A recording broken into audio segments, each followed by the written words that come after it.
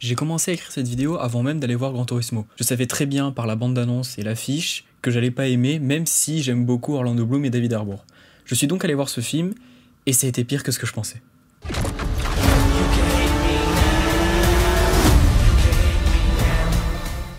Jane Marden-Moreau, je sais pas vraiment le prononcer, un petit jeune joueur de Gran Turismo va voir sa vie basculer lorsqu'il apprend qu'en participant à une course en ligne, il peut rejoindre la GT Academy pour ensuite participer aux 24 heures du Mans.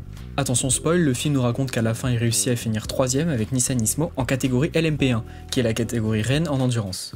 Et c'est faux, il a abandonné. En réalité, il a fini 3ème lorsqu'il était en LMP2 avec Grid Motorsport, mais évidemment ça fait moins vendre, alors on déforme tout. Le problème de ce film, c'est que sa com est basée sur la phrase inspirée d'une histoire vraie. Mais beaucoup, voire 90% du film est inventé ou modifié. Autant vous dire que si comme moi vous connaissez la véritable histoire, il y a de quoi péter un câble. J'étais même pas censé parler de ça au départ, car cela concerne les producteurs et les scénaristes, or ici je vais surtout parler du réalisateur Neil Blomkamp, mais j'ai trouvé ça tellement hallucinant qu'il fallait que je le fasse. Bon, en dehors de ça, la mise en scène est bourrée de cuts dans tous les sens, rendant les scènes de dialogue insupportables, et les scènes de course sont certes spectaculaires mais illisibles par moments. Comme je l'ai dit plus tôt, le gars derrière ce film, en tout cas derrière la mise en scène, c'est Neil Blomkamp, et ce mec en 2009, il avait fait ça.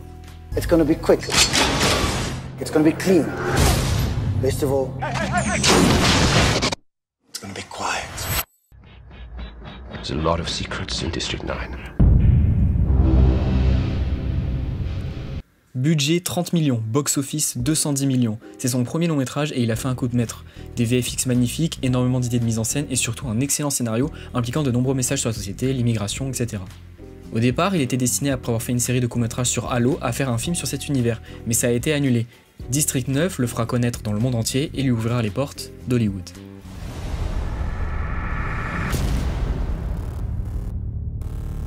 On reprend un décor similaire à District 9, un univers futuriste post-apo, cette fois-ci Matt Damon et Jodie Foster à l'affiche, et on est parti sur du bon gros hollywoodien d'action. Le film en soi n'est jamais vraiment mauvais, mais il est lisse et devient vite oubliable tellement il ressemble à tant d'autres blockbusters. Ensuite arrive Chappie, et là pareil, cette fois-ci avec Hugh Jackman, certes visuellement c'est toujours réussi et on comprend le message sur l'IA, mais c'est tellement maladroit et maltraité, tout est plat au possible pour ne rester qu'une simple dose d'action, de divertissement avec des beaux effets numériques. Après ça, il lance SWAT Studio, une série de courts-métrages post-apo, et là on a enfin retrouvé le Neil Blomkamp de l'époque de District 9. Une ambiance incroyable et surtout des très bons scénarios. Après s'être essayé à l'horreur avec Démonique, qui est une purge monumentale, le voici sur Gran Turismo. Et il ne s'occupe seulement de la mise en scène, il change complètement d'univers pour se coller aux envies de PlayStation. Là où je veux en venir, c'est que ce réalisateur a commencé son parcours avec un excellent film qui clairement le représentait. On voyait son style d'écriture, sa mise en scène pour ensuite se faire approcher par Hollywood et il est rentré dans une case de réal hockey tiers. On sent que sur chacun de ses films, il veut en montrer plus mais il est bloqué, piégé par une industrie plus grande que lui, préférant le divertissement, l'action, l'empêchant de raconter sa vision de Chappie ou Elysium. Et ça, un talent gâché si tôt, il n'y a pas qu'à lui que ça arrivait. L'exemple le plus récent est John Watts, oui le mec derrière l'horrible trilogie des Spider-Man du MCU. Zéro mise en scène, des visuels claqués, voilà ce qu'on retient de John Watts aujourd'hui. Pourtant, ses premiers projets, c'était ça.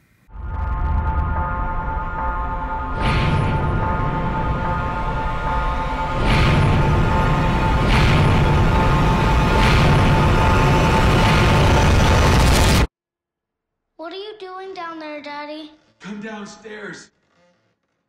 I want to see my #1 birthday boy. You don't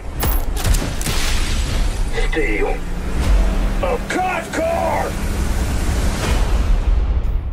Certes, ces films sont loin, mais alors très loin d'être parfaits, mais son style de mise en scène, de scénario est montré dans ses œuvres. Sauf que direct après, Marvel le récupère pour Spider-Man, et on ne dira plus rien de ses talents de metteur en scène.